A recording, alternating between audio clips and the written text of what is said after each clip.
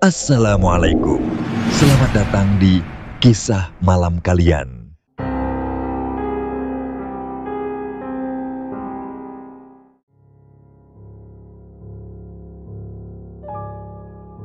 Tahun 2012 bulan Mei menjadi salah satu masa paling berat dalam hidup Rudi. Saat itu, hidupnya terasa seperti jalan buntu. Pekerjaan terakhirnya di sebuah toko sembako sudah lama ia tinggalkan, dan sejak itu ia terjebak dalam status pengangguran yang seolah tak kunjung berakhir. Di usianya yang menginjak 30, ia lebih sering duduk di beranda rumah kontrakan, menatap jalan kampung yang lengang sambil merenungkan nasib. Setiap pagi ia membuka ponsel dan mencari-cari lowongan kerja, tetapi hasilnya selalu nihil. Hidup seperti berhenti berjalan, hanya dipenuhi rasa cemas dan lapar yang tak kunjung terjawab. Kontrakannya yang sempit di pinggir kota Bandung semakin terasa pengap dari hari ke hari. Dapur kecilnya jarang ia gunakan, karena tak banyak yang bisa dimasak. Sementara hutang kontrakan sudah beberapa minggu menumpuk. Beberapa tetangga mulai meliriknya dengan pandangan sinis, seperti menganggap ia hanya pemuda gagal yang terlalu malas untuk bangkit. Di malam-malam yang sunyi, Rudi sering termenung lama, bertanya pada dirinya sendiri apakah hidupnya memang hanya sampai di sini. Namun, malam itu berbeda. Sekitar pukul 9, sebuah pesan masuk ke ponselnya.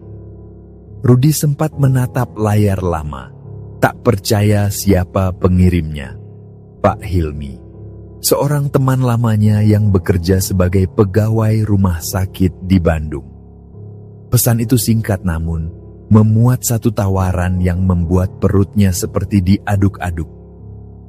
Dalam pesan itu, Pak Hilmi menyampaikan bahwa ada lowongan pekerjaan sebagai petugas pemulasaran jenazah di rumah sakit tempatnya bekerja. Ia juga menulis bahwa jika Rudi tertarik, ia bisa datang ke rumah sakit besok untuk berbicara lebih lanjut. Rudi merasa tubuhnya merinding setelah membaca pesan itu sampai habis. Di satu sisi, ia merasa lega karena akhirnya ada peluang untuk bekerja lagi. Namun di sisi lain, pikirannya dipenuhi bayangan tubuh-tubuh dingin tak bernyawa yang mungkin akan ia hadapi setiap hari. Dalam hati kecilnya, ia bertanya, apakah ia sanggup menghadapi pekerjaan yang begitu dekat dengan kematian? Setelah lama menimbang-nimbang, akhirnya ia mengetik pesan balasan yang menyatakan kesanggupannya, walau jari-jarinya sedikit gemetar saat menulisnya. Esok harinya ia datang ke rumah sakit sesuai janji. Suasana rumah sakit terasa asing baginya, penuh dengan bau karbol dan hiruk-pikuk para petugas medis yang berlalu lalang. Di ruang administrasi, ia bertemu dengan staf HRD yang menjelaskan tentang tugas dan risiko pekerjaan itu. Ia mendengarkan penjelasan itu dengan wajah serius, mencoba menyembunyikan rasa takut yang sebenarnya mulai menyelinap ke dadanya. Para staf menekankan bahwa pekerjaan ini bukan hanya sekadar memandikan tubuh orang mati, tetapi juga tentang menghormati mereka dengan cara yang benar dan memastikan keluarga mereka menerima dengan tenang. Hari-hari berikutnya, Rudi menjalani masa pelatihan yang cukup berat. Selama hampir 3 bulan, ia belajar berbagai teknik memandikan jenazah, cara mengkafani dengan benar, hingga bagaimana menyikapi keluarga yang sedang berduka. Ia juga diajari cara menahan napas dan mengatasi rasa mual ketika aroma kematian begitu kuat menusuk hidung. Beberapa kali ia terbangun di malam hari dengan tubuh penuh keringat dingin. Bayangan wajah-wajah pucat yang ia urus di siang hari muncul kembali dalam mimpi-mimpinya. Namun ia selalu mengingat alasan utamanya. Demi sesuap nasi dan demi menjaga harga dirinya di mata keluarga. Akhir bulan Mei, ia resmi dinyatakan lulus. Sebuah sertifikat sederhana diserahkan kepadanya, sebagai tanda bahwa ia sudah dianggap cukup terampil dan kuat mental untuk menjalani tugas ini.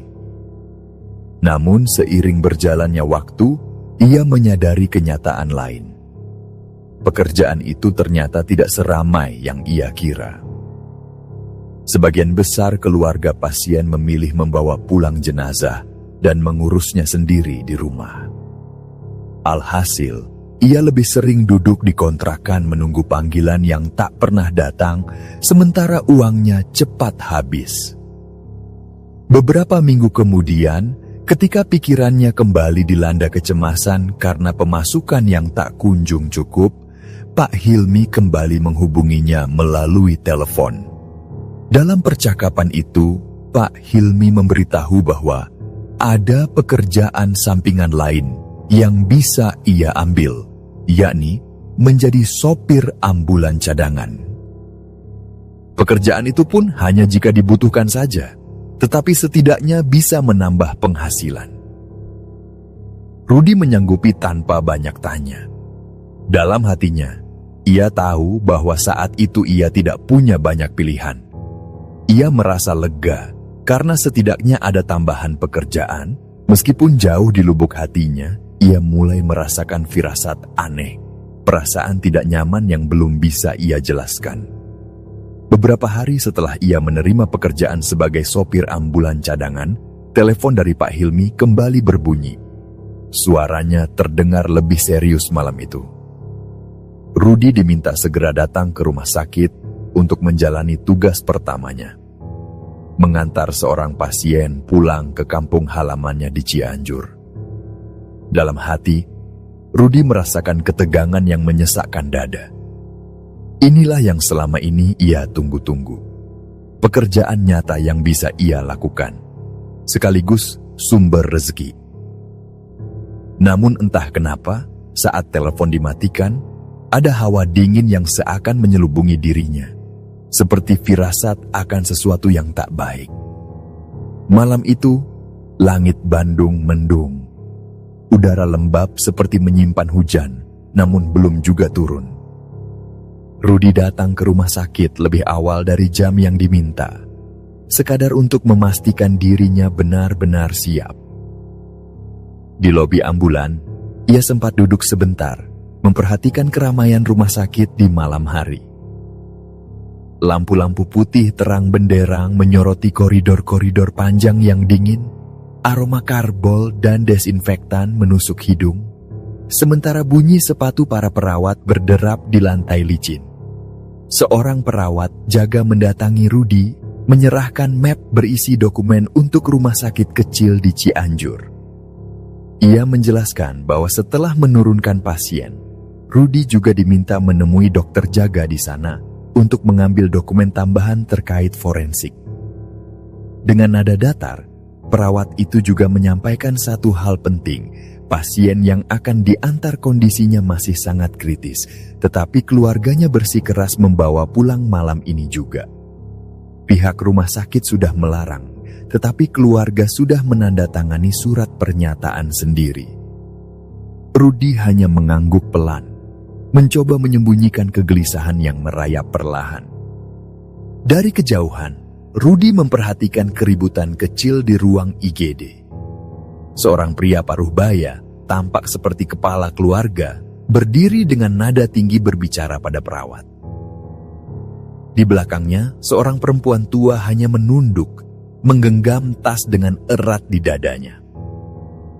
Dua pria muda tampak ikut berbicara, namun Rudi tidak bisa menangkap kata-katanya. Beberapa orang perawat menunduk, mencoba menjelaskan, tetapi nada bicara sang pria terdengar penuh kemarahan bercampur putus asa. Pukul 9 lewat sedikit, semua akhirnya siap. Seorang perawat mendorong brankar ke arah ambulan. Pasien tampak terbaring dengan tubuh kurus, kulitnya pucat seperti lilin, matanya terbuka separuh, namun pandangannya kosong. Selang infus masih terpasang di tangan kirinya. Pernapasannya terdengar berat dan pendek-pendek. Rudy merasa bulu kuduknya meremang saat matanya bertemu pandangan pasien itu untuk pertama kalinya. Di balik tatapan kosong itu, ia merasakan sesuatu yang dingin, bahkan sinis. Keluarga pasien menaiki ambulan satu persatu. Sang ayah duduk di ujung, ibunya di samping pasien, sementara dua pria muda yang tadi tampak di IGD duduk di kursi belakang. Tidak ada yang berbicara banyak. Rudy melirik kaca spion, melihat mereka semua menunduk, wajah-wajah mereka penuh lelah, namun juga tegang. Sebelum berangkat, ia sempat melihat dokter jaga berdiri di pintu IGD, hanya menatap dengan ekspresi khawatir. Tidak ada kata-kata lagi. Hanya isyarat halus yang membuat perut Rudy terasa lebih berat dari biasanya. Mesin ambulan meraung pelan ketika ia melaju meninggalkan halaman rumah sakit. Lampu-lampu kota masih menemani mereka hingga batas kota. Namun begitu memasuki jalan raya Cianjur, lampu jalan mulai jarang. Suasana semakin lengang, hanya sesekali terdengar deru motor atau mobil pribadi yang melintas dari arah berlawanan. Di dalam kabin ambulan, hanya terdengar dengungan mesin dan sesekali rintihan pasien yang terdengar pelan namun menggetarkan. Setiap kali Rudy melirik kaca spion, ia selalu menemukan mata pasien itu terbuka sedikit, menatapnya dari balik bayangan. Pandangan itu tidak hanya kosong, tetapi terasa seperti menyimpan dendam yang tak pernah terucap. Kadang tatapan itu membuat Rudy ingin menoleh dan bertanya apakah pasien itu sadar atau hanya kebetulan membuka mata. Namun ia urungkan niat itu. Udara malam semakin dingin saat hujan tipis mulai turun. Wiper ambulan bergerak lambat, membersihkan butiran air hujan yang menempel di kaca depan. Jalanan yang tadinya beraspal mulus mulai berganti dengan jalan kampung yang lebih kasar dan gelap. Lampu-lampu rumah penduduk hanya tampak sesekali, redup dan jauh di tepi jalan. Hampir 1 jam perjalanan sejak meninggalkan kota. Mereka akhirnya berbelok ke jalan kecil yang hanya cukup untuk 1 mobil. Aspal kasar penuh lubang dan licin akibat hujan membuat laju ambulan melambat.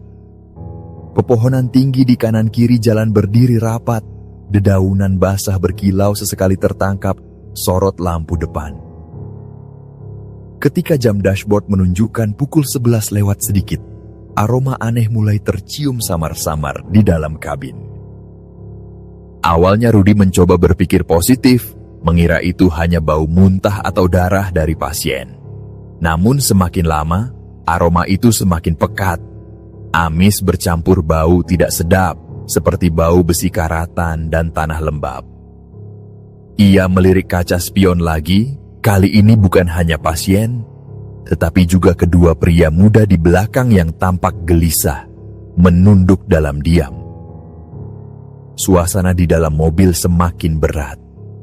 Rudy merasa seperti ada sesuatu yang lain ikut bersama mereka di dalam ambulan malam itu. Namun ia hanya bisa menggenggam setir lebih erat, berharap perasaan itu hanya bayangannya sendiri. Di luar, jalan semakin menyempit, gelap, dan asing. Sesekali terlihat rumah-rumah tua berdiri jauh di balik pagar bambu. Lampu minyak di terasnya bergoyang tertiup angin malam. Bayangan pohon-pohon besar kadang tampak seperti sosok-sosok hitam yang berdiri di tepi jalan, mengawasi mereka lewat. Rudy menarik napas panjang, mencoba melawan perasaan tak nyaman yang mulai memenuhi dadanya. Pukul 11 lewat 30, ambulan berhenti di depan rumah sederhana di ujung perkampungan. Rumah itu berdiri di tengah halaman tanah dengan pohon mangga besar di sampingnya, diterangi satu lampu pijar redup yang memantulkan bayangan-bayangan panjang di tanah basah. Dari dalam terdengar gumaman orang-orang seperti keluarga yang sudah lama menunggu. Rudy mematikan mesin, menyandarkan punggungnya ke kursi, dan menarik napas panjang. Udara malam yang lembab menyusup melalui ventilasi.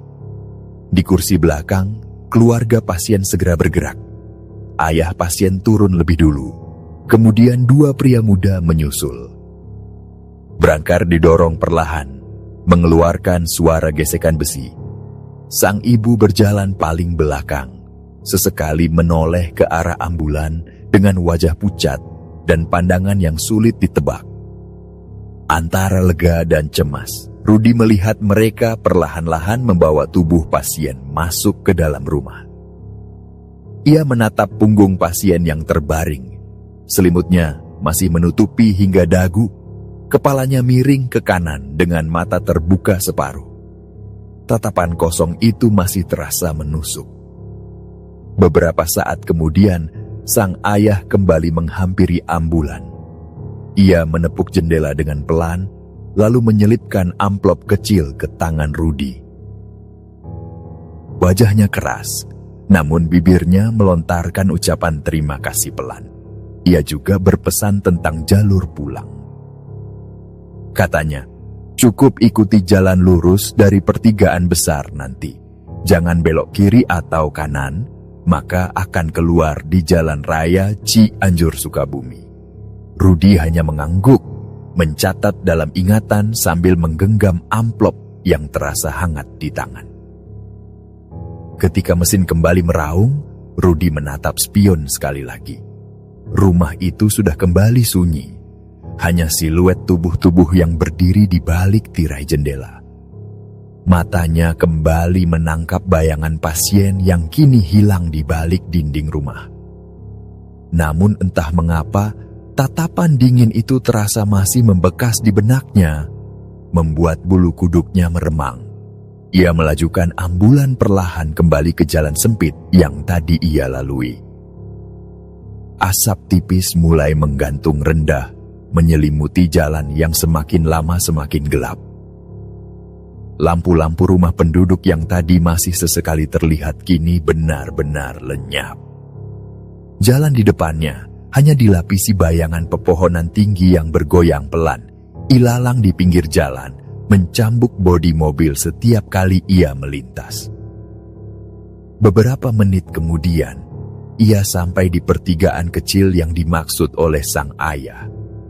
Petunjuknya jelas, lurus saja. Namun jalan yang terbentang di depannya tampak lebih sempit dan lebih gelap dari yang ia ingat. Ia menarik napas panjang, melajukan ambulan dengan hati-hati sambil sesekali melirik spion.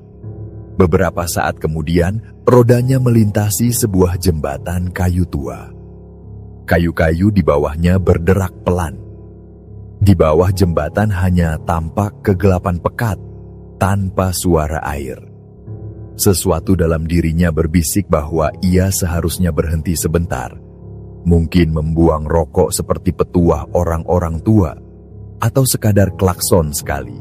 Namun saat itu ia hanya menggenggam setir lebih kuat, memilih melaju cepat dan berpikir semua hanyalah sugesti. Begitu melewati jembatan, suasana berubah semakin aneh. Aroma amis yang sejak tadi samar kini makin pekat. Rudi membuka sedikit kaca jendela, berharap bau itu hilang. Namun justru udara dingin yang masuk membuat tubuhnya menggigil. Di kaca spion, bayangan dalam kabin tampak lebih gelap dari biasanya. Kursi belakang kosong. Hanya selimut kusut yang terlipat di pojok. Namun sekilas, ia merasa ada sesuatu yang bergerak cepat di sudut pandangnya. Seperti lengan yang melambai pelan, namun segera hilang saat ia menoleh penuh. Dadanya semakin berat, keringat dingin mulai menetes di pelipis. Tiba-tiba radio di dashboard menyala sendiri, memekik dengan suara berisik bercampur bisikan. Awalnya terdengar seperti suara orang bercakap-cakap sangat pelan, lalu berubah menjadi senandung perempuan tanpa nada yang jelas, mendayu namun penuh getir. Suaranya samar seperti datang dari bawah tanah. Jantung Rudi berdegup kencang. Ia buru-buru mematikan radio, namun beberapa detik kemudian, suara itu menyala lagi, kali ini disertai tawa pendek yang dingin. Tak lama kemudian ia sampai di sebuah pertigaan kecil lain. Ia berhenti sejenak, keluar dari mobil untuk memastikan arah. Di sisi kiri jalan tampak sebuah sekolah dasar yang sudah gelap. Pagar kayunya tertutup. Ayunan di halaman bergoyang perlahan seolah ada yang duduk di sana. Di kanan, ada warung kopi kecil bertuliskan kopi panas pada papan kusam. Warung itu tampak tutup, jendela dan pintunya gelap. Lebih jauh lagi tampak pangkalan ojek, namun tak ada seorang pun di sana. Rudi berjalan ke belakang ambulan, membuka pintu untuk memastikan tidak ada yang tertinggal. Aroma amis semakin tajam begitu pintu terbuka, dan lantai belakang tampak masih berbercak darah kehitaman bercampur muntahan. Ia buru-buru mengambil botol air dan kanebo, menyeka lantai sambil membungkuk. Tiba-tiba dari arah semak-semak di seberang jalan terdengar suara seperti ranting patah. Ia menoleh cepat, mendapati siluet seseorang berdiri di bawah papan warung kopi. Namun saat ia menatap lebih lama, bayangan itu lenyap begitu saja, meninggalkan udara dingin yang menusuk hingga ke tulang. Ia kembali ke kursi kemudi dengan jantung yang berdegup makin cepat. Setelah menutup pintu, ia melihat sekali lagi ke kaca spion. Jalanan di belakang tampak lebih gelap daripada tadi. Dalam pandangannya, samar-samar tampak seperti ada bayangan berdiri di tengah jembatan kayu yang baru saja ia lewati, diam menatapnya. Rudi melajukan ambulan lagi, kali ini lebih cepat, berharap segera sampai di jalan utama. Namun suara bisik-bisik itu kembali muncul dari radio, disertai senandung yang bercampur tawa pendek. Udara di dalam kabin terasa semakin dingin, dan di luar, ilalang-ilalang tinggi tampak seperti dinding yang semakin menutup jalan, menjebaknya di tengah kegelapan yang tak berujung. Dalam hati, ia mulai membaca doa pelan-pelan. Untuk pertama kalinya malam itu, ia benar-benar merasa bahwa dirinya tidak lagi sendirian di jalan yang gelap itu. Semakin jauh Rudi melaju, semakin asing jalan yang ia lewati. Bayangan pepohonan yang awalnya sekadar menjadi latar kini tampak seperti dinding hitam yang menjepit, membuat jalan terasa sempit dan berat. Di luar, kabut semakin tebal. Embun tipis menempel di kaca depan, memantulkan sorot lampu jauh menjadi siluet-siluet tak beraturan.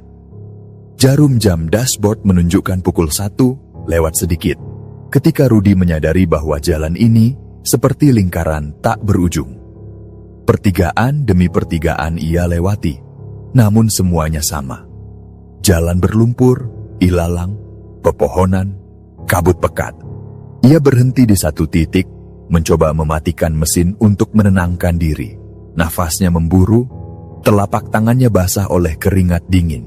Dari tadi ia merasa seperti dipermainkan sesuatu yang tak terlihat. Ia membuka jendela sedikit, menghirup udara malam yang dingin menusuk paru-paru.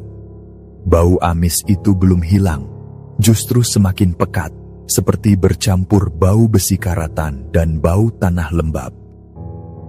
Dari radio dashboard, suara berisik muncul lagi, memekik tipis seperti bisikan yang mendesis-desis, lalu berubah menjadi senandung lirih perempuan.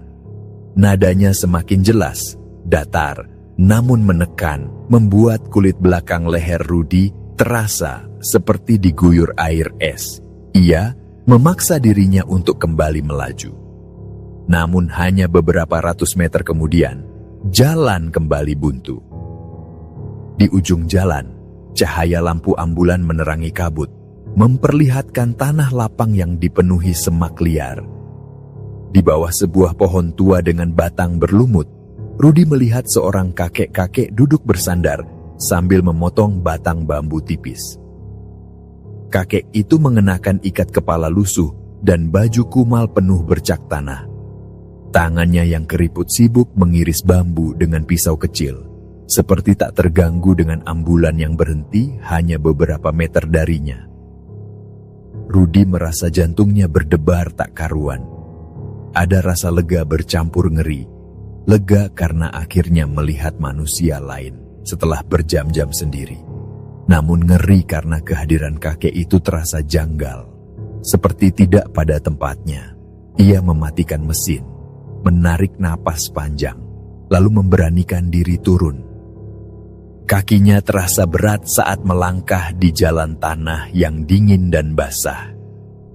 Udara di luar menusuk kulitnya seperti jarum-jarum halus. Langkahnya terhenti hanya 2 meter di depan kakek itu.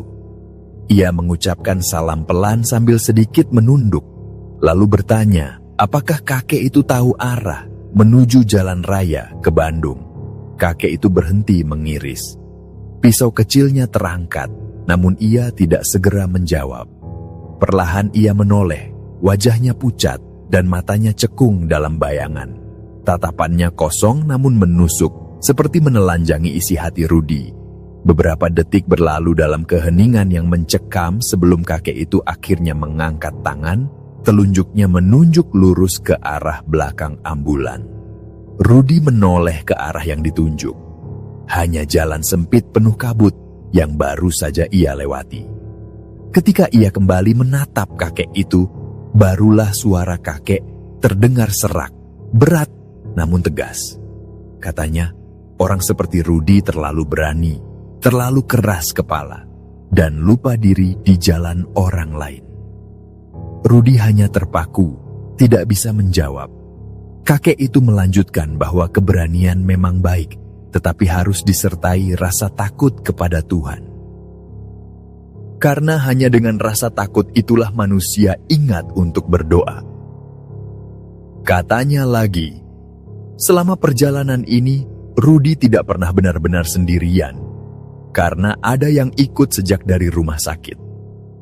Suara kakek terdengar dingin, menyebut bahwa makhluk itu mengikuti karena Rudi lupa memohon izin, lupa membaca doa, lupa merendahkan hati di jalan yang bukan miliknya. Rudi menelan ludah, tenggorokannya kering, tubuhnya gemetar, dadanya terasa sesak mendengar kata-kata itu. Ia ingin meminta maaf, namun suaranya seperti hilang, hanya keluar napas berat yang mengepul dingin. Tanpa memperpanjang kata, kakek itu kembali menunduk, melanjutkan pekerjaannya, namun kali ini gerakannya lebih pelan. Pisau kecilnya bergeser di tanah, mengorek batang bambu, lalu perlahan tubuhnya bergerak mundur, semakin dalam ke semak-semak. Mata Rudi membelalak ketika melihat cara kakek itu pergi. Tubuhnya yang kurus perlahan seperti merangkak masuk ke dalam kegelapan. Kedua kakinya menyeret di tanah, sementara matanya tetap menatap Rudi tanpa berkedip. Hanya suara seretan kainnya yang terdengar samar, hingga akhirnya ia benar-benar lenyap di balik kabut, menyisakan tanah yang dingin dan batang bambu berserakan. Rudi berdiri kaku di tempatnya, tangannya menggigil, bulu kuduknya berdiri. Dalam kepalanya hanya ada satu pikiran, pergi dari tempat ini sekarang juga. Ia berlari kecil kembali ke ambulan, menyalakan mesin dengan tangan bergetar, lalu memutar arah sambil berdoa terus-menerus di dalam hati.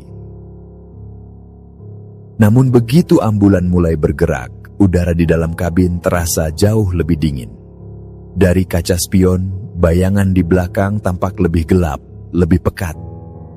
Radio kembali menyala sendiri, menjerit dengan suara senandung perempuan bercampur isak tangis lirih. Di ujung nada, terdengar tawa pendek yang sinis, membuat tengkuknya kaku. Ia hanya bisa melajukan mobilnya sambil membaca ayat-ayat pelan, berharap malam ini segera berakhir. Setelah menyusuri jalan yang ditunjukkan kakek misterius itu, Rudi akhirnya kembali menemukan tanda-tanda perkampungan. Dari jauh, ia melihat cahaya lampu rumah yang berjajar samar di balik pohon-pohon besar. Udara di dalam ambulan terasa sedikit lebih hangat. Beban di dadanya seperti mulai terangkat. Meski aroma amis yang menyesakkan itu masih sesekali tercium samar. Saat melewati pertigaan yang sama seperti sebelumnya, ia melihat warung kopi bertuliskan kopi panas di papan kayu sudah tampak terang. Lampu pijar kuning menggantung di depan warung, memantulkan cahaya hangat di meja-meja kayu yang kini terisi oleh beberapa orang. Di pangkalan ojek yang tadinya kosong, tampak 3 pengemudi duduk bersandar di motor sambil merokok. Di seberang jalan bahkan ada gerobak nasi goreng yang mengepul. Aromanya samar tercium, meski hidung Rudi masih terasa dingin. Ambulan berhenti pelan di tepi jalan. Rudi menarik napas panjang dan memejamkan mata sejenak, merasakan dadanya lebih ringan. Ia turun perlahan, kaki terasa kaku. Lututnya sempat lemas sesaat ketika menginjak tanah. Langkahnya pelan menuju warung. Disambut pemilik warung, seorang pria tua dengan wajah ramah namun tatapan tajam, seperti bisa membaca ketakutan yang masih tersisa di tubuh Rudi. Ia duduk di bangku kayu dekat dinding, memesan segelas kopi hitam panas. Kedua tangannya yang dingin membungkus gelas itu erat-erat, seperti ingin mengambil sedikit hangatnya. Pemilik warung sempat menatapnya lama sebelum berkata dengan nada pelan bahwa wajahnya tampak pucat. Rudi hanya mengangguk lemah, mengatakan bahwa ia sempat tersesat di jalan desa yang gelap tanpa menjelaskan lebih banyak. Namun ketika ia meletakkan gelas kopi ke meja, tangannya tiba-tiba kaku. Dari celah meja, ia merasakan sentuhan dingin seperti es yang merayap di jemarinya. Matanya terbelalak ketika melihat sekelebat tangan pucat kurus muncul dari bawah meja, menyentuh jarinya pelan. Seketika ia terlonjak, gelas kopi terguling sebagian, air hitam panas menetes ke meja kayu. Nafasnya terengah. Pemilik warung yang melihat hanya menggeleng pelan, lalu berkata serius bahwa ia sebaiknya segera menemui ustadz setempat sebelum melanjutkan perjalanan. Tanpa banyak bicara, Rudi menurut. Pemilik warung menuntunnya ke rumah ustadz yang hanya berjarak beberapa rumah dari situ. Rumah ustadz sederhana, hanya diterangi lampu temaram. Di teras, seorang pria paruh baya dengan sorban putih sudah menunggu, seolah menyadari kehadiran Rudi sejak jauh. Wajahnya teduh, namun tatapannya begitu tajam, membuat Rudi tak mampu membalas pandangan itu. Rudi dipersilakan duduk di tikar pandan di teras. Tangannya masih gemetar, tubuhnya terasa panas dingin, keringat dingin membasahi pelipis. Ustadz menyuruhnya menutup mata dan membaca syahadat 3 kali, kemudian memintanya melafalkan doa perlindungan pelan-pelan. Suara ustadz terdengar jelas, namun udara di sekitarnya seperti bergetar, membuat telinga Rudi berdengung samar. Setelah beberapa menit, ustadz menuangkan air putih ke gelas, membaca doa panjang di atasnya, lalu memberikannya pada Rudi untuk diminum, dan sebagian disiramkan ke wajah. Saat air itu menyentuh kulitnya, Rudi merasa dadanya terbakar, seperti ada sesuatu yang ingin meronta keluar dari tubuhnya. Nafasnya memburu, tubuhnya menggigil, namun rasa berat di punggungnya perlahan-lahan luruh.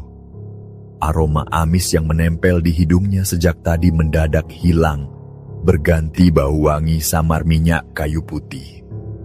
Ustadz menatapnya lama, lalu dengan nada tenang berkata bahwa sejak dari rumah sakit, ada sesuatu yang ikut bersamanya. Sosok itu tertarik karena Rudi lupa meminta izin dan lupa membaca doa saat memasuki jalan-jalan yang bukan untuk sembarang orang. Ustadz berkata bahwa makhluk itu sempat melekat kuat karena Rudi terlalu keras kepala, seolah merasa hanya manusia yang berhak melintas di jalan itu. Rudi hanya bisa menunduk, tak kuasa membalas. Ia sadar benar bahwa sejak awal tadi, Memang tak terlintas di pikirannya untuk meminta izin atau merendahkan diri di jalan yang gelap itu. Ustadz menutup dengan doa panjang, mengolesi kedua telapak tangan Rudi dengan minyak wangi, lalu menyerahkan selembar kertas kecil bertuliskan wirid untuk dibaca nanti malam. Sebelum mempersilahkan Rudi pulang, Ustadz sempat berbisik bahwa sosok itu sudah pergi. Namun jejaknya masih mungkin terasa selama beberapa hari. Ia berpesan agar Rudi jangan berhenti membaca doa perlindungan hingga semuanya benar-benar tenang. Rudi mengangguk pelan, pamit dengan ucapan terima kasih lirih. Ia kembali ke ambulan sambil menatap langit yang sudah mulai memutih di ujung timur, tanda subuh sebentar lagi tiba. Suasana di jalan perkampungan terasa jauh lebih wajar kini. Lampu-lampu rumah mulai padam satu persatu, diganti suara ayam jantan di kejauhan. Namun jauh di lubuk hatinya, Rudi tahu betul, meski tubuhnya terasa ringan, pengalaman malam ini sudah meninggalkan bekas yang tak mudah hilang. Ia menatap spion sejenak sebelum menyalakan mesin, dan dalam bayangannya seolah masih ada sosok samar yang duduk diam di bangku belakang, menatapnya tanpa suara. Ia melajukan ambulan perlahan, meninggalkan perkampungan itu dengan dada yang masih sesak oleh rasa takut. Setelah menelusuri kembali jalan seperti yang ditunjukkan kakek misterius, Rudi merasakan suasana di sekelilingnya perlahan berubah. Jalan yang semula seperti lorong gelap tanpa ujung kini mulai menunjukkan tanda-tanda kehidupan. Lampu rumah warga tampak menyala redup di antara rumpun bambu, kabut semakin menipis, dan hawa pengap di dalam ambulan sedikit berkurang meski belum sepenuhnya hilang. Napas Rudi lebih teratur, namun rasa berat di tengkuknya masih seperti belum pergi, seakan sesuatu masih melekat di sana. Ketika melewati pertigaan yang sebelumnya ia ingat gelap dan sunyi, kini warung kopi kecil di sudut jalan sudah terang benderang. Lampu pijar kuning memantul di meja-meja kayu. Beberapa orang tampak duduk bersandar di kursi sambil merokok. Pangkalan ojek yang sebelumnya kosong kini berisi 3 orang tukang ojek yang bercakap pelan. Bahkan aroma nasi goreng dari seberang jalan samar tercium hingga ke kabin ambulan, berbaur dengan aroma tanah basah yang sejak tadi menempel di rongga hidungnya. Rudi memarkir ambulan di pinggir jalan. Tangannya masih gemetar ketika mematikan mesin. Tubuhnya terasa berat seolah baru saja selesai berlari jauh dengan napas yang tinggal separuh. Ia melangkah keluar dengan kaki yang masih kaku. Orang-orang yang duduk di warung melirik sekilas ke arahnya. Beberapa di antaranya berbicara pelan sambil menggeleng, seolah sudah tahu apa yang baru saja ia alami. Di warung kopi, pemilik warung menyambutnya dengan pandangan yang tajam, namun tetap ramah. Pria tua itu menyajikan segelas kopi panas di hadapannya sambil mengamati wajahnya lekat-lekat. Rudi hanya menunduk, mencengkeram gelas itu erat-erat, seolah berharap hangatnya bisa menghapus hawa dingin yang melekat di kulitnya. Namun saat hendak meletakkan gelas di meja, ia tiba-tiba merasakan sesuatu yang asing menyentuh jarinya. Dari bawah meja, sekelebat tangan kurus, pucat dan dingin menyentuh jemarinya pelan, membuat seluruh bulu kuduknya meremang. Rudi sontak menarik tangannya. Kopi tumpah sebagian membasahi meja. Pemilik warung menatap tumpahan itu sebentar, lalu menatap Rudi dengan wajah yang lebih serius. Ekspresinya seolah memberi isyarat bahwa tidak seharusnya Rudi berlama-lama di situ dan sudah waktunya mencari bantuan. Rudi hanya menunduk, berusaha menyembunyikan rasa malu sekaligus ngeri yang kini menghantam perasaannya bertubi-tubi. Pemilik warung kemudian bangkit dan memberi isyarat agar ia mengikuti. Rudi berjalan di belakangnya, menyusuri gang sempit di samping warung yang hanya diterangi lampu minyak rumah-rumah penduduk. Suara jangkrik terdengar di kejauhan, menusuk sunyi malam yang terasa mencekam. Mereka berhenti di depan sebuah rumah papan sederhana. Di teras rumah, seorang pria parubaya dengan sorban putih sudah berdiri, seperti sudah menunggu mereka datang. Raut wajahnya teduh, tetapi sorot matanya begitu dalam, seperti menembus lapisan ketakutan yang masih melekat pada tubuh Rudy. Ia dipersilakan duduk di tikar pandan di teras, lalu diminta menutup mata sambil menenangkan diri. Tubuh Rudy masih menggigil hebat, telapak tangannya terasa basah, dan setiap tarikan napas masih terasa seperti tercekik. Ustadz itu duduk di depannya, memejamkan mata sejenak, lalu mengambil sebuah botol kecil berisi minyak wangi. Rudy diminta untuk membaca doa perlindungan dalam hati sambil menunduk. Sementara Ustadz melafalkan bacaan panjang yang nadanya kadang naik, seperti sedang mengusir sesuatu. Udara di sekitar teras terasa semakin hangat.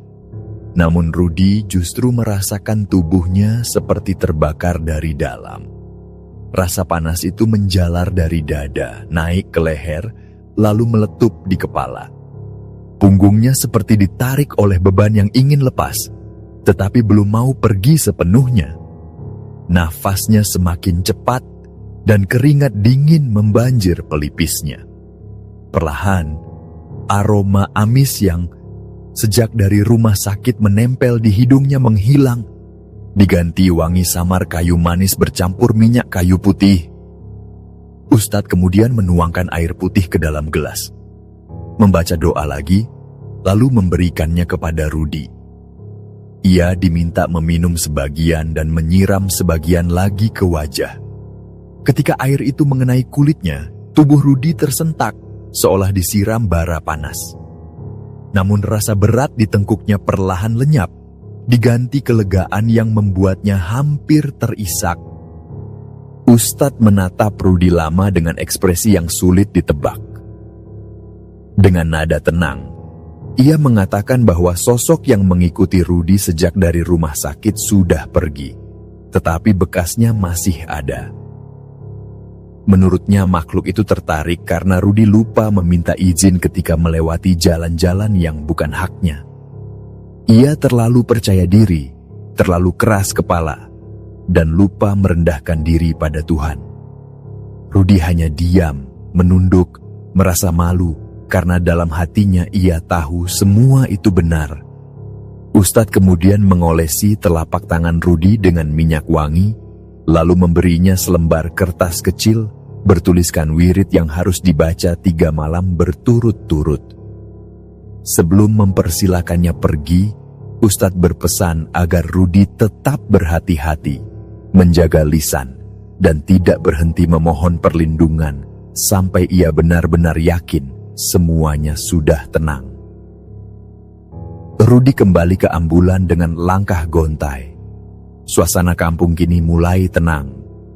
Lampu-lampu rumah padam satu persatu, hanya menyisakan beberapa suara ayam jantan yang samar dari kejauhan. Tubuhnya terasa lebih ringan, namun jauh di dalam dirinya, ia tahu bahwa bayangan pengalaman malam ini masih akan terus menghantui. Sebelum menyalakan mesin, ia sempat melirik ke kaca spion.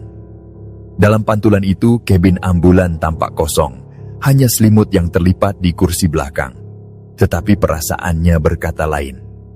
Ia merasa sepasang mata masih memperhatikannya, menatap diam dari sudut gelap kabin yang tidak terjangkau cahaya lampu. Ia menarik napas panjang, lalu menginjak pedal gas, membawa ambulan perlahan meninggalkan perkampungan itu. Rudy membawa ambulan dengan kecepatan pelan, seperti orang yang baru saja pulang dari medan perang. Kabin terasa lengang. Hanya suara mesin dan derit ban yang memantul di aspal basah. Sesekali ia melirik spion, memastikan kursi belakang kosong, meski perasaan tidak nyaman itu masih ada. Langit mulai menunjukkan semburat keperakan di ufuk timur, namun dalam dirinya rasa mencekam belum benar-benar pergi. Tugasnya belum selesai. ia masih harus kembali ke rumah sakit untuk mengambil dokumen yang tadi malam dimintakan dokter.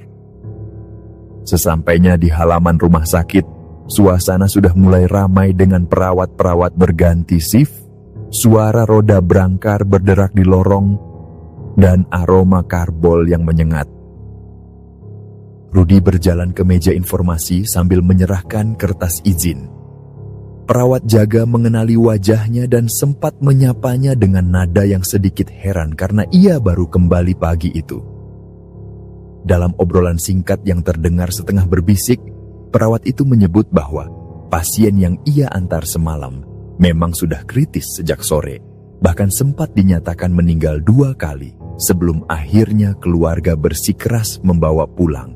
Rudi hanya mengangguk pelan, tak berani menyela.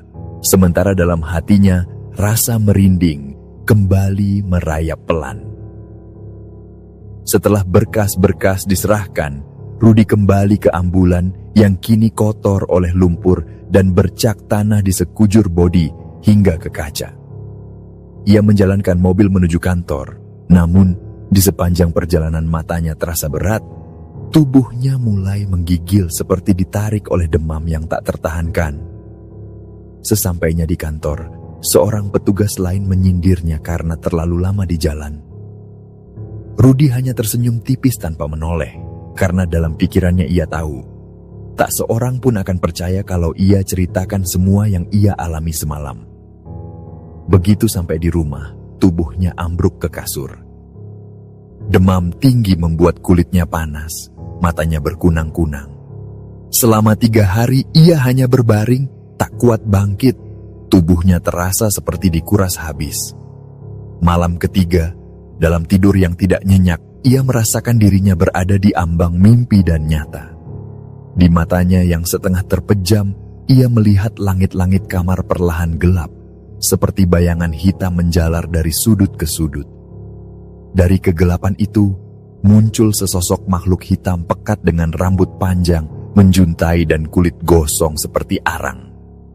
Sosok itu melekat di langit-langit, matanya menonjol tanpa kelopak. Bibirnya terkoyak memperlihatkan deretan gigi yang meruncing.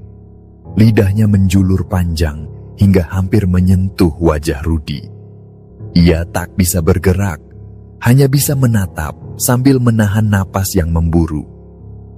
Dari sudut mata, ia masih sempat melihat bayangan istrinya yang mondar-mandir ke dapur, seperti tak menyadari apa yang sedang terjadi. Ketika akhirnya ia memejamkan mata rapat-rapat sambil melafalkan doa dalam hati, sosok itu lenyap begitu saja. Begitu matanya terbuka lagi, ia hanya mendapati langit-langit polos dengan bayang-bayang lampu tidur di pojok kamar. Tubuhnya basah oleh keringat dingin dan jantungnya berdetak begitu cepat hingga hampir membuat dadanya sakit. Paginya, ia memutuskan kembali menemui Ustadz di kampung semalam. Dalam perjalanan, udara terasa lebih segar, namun di balik itu Rudi masih diliputi rasa was-was yang sulit dijelaskan. Ia disambut Ustadz dengan senyum tipis yang penuh pengertian, seolah sudah tahu alasan kedatangannya. Rudi hanya menunduk, menyampaikan maksudnya dengan suara pelan. Ustadz lalu memintanya duduk, menyiramkan air doa ke kepalanya sambil membacakan wirid lebih panjang. Sambil menutup doa, Ustadz berpesan supaya Rudi menjaga lisan, merendahkan diri, dan tak lupa meminta izin setiap melewati jalan sepi. Menurut Ustadz, sebagian makhluk hanya mencari celah saat manusia lupa bahwa dunia ini bukan hanya dihuni oleh mereka yang terlihat. Rudi mengangguk pelan, menahan perasaan yang mendesak di dadanya. Ada rasa malu, takut, sekaligus lega yang bercampur jadi satu. Ia merasa seperti baru saja diingatkan bahwa keberanian tidak seharusnya membuat manusia lupa diri. Sepanjang perjalanan pulang, pikirannya dipenuhi ingatan-ingatan malam itu. Kabut tebal, suara bisik-bisik di radio, tangan kurus yang menyentuh jarinya di warung, dan sosok misterius yang memanjat langit-langit kamarnya.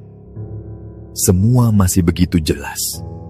Bahkan ketika ambulan melewati perkampungan yang sama, Rudi masih merasakan seperti ada sepasang mata yang mengawasinya dari balik ilalang, mengingatkan bahwa jejak malam itu mungkin akan tinggal di ingatannya untuk waktu yang lama. Sejak kejadian itu, ia tak pernah lagi memandang enteng perjalanan malam.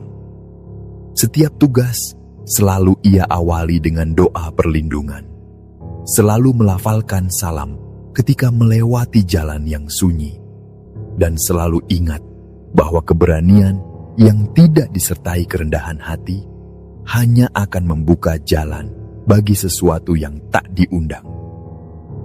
Dan setiap kali ia melirik kaca spion saat bertugas di malam hari, ia masih merasakan tatapan samar dari sudut kabin, seperti sebuah peringatan yang tak pernah benar-benar hilang.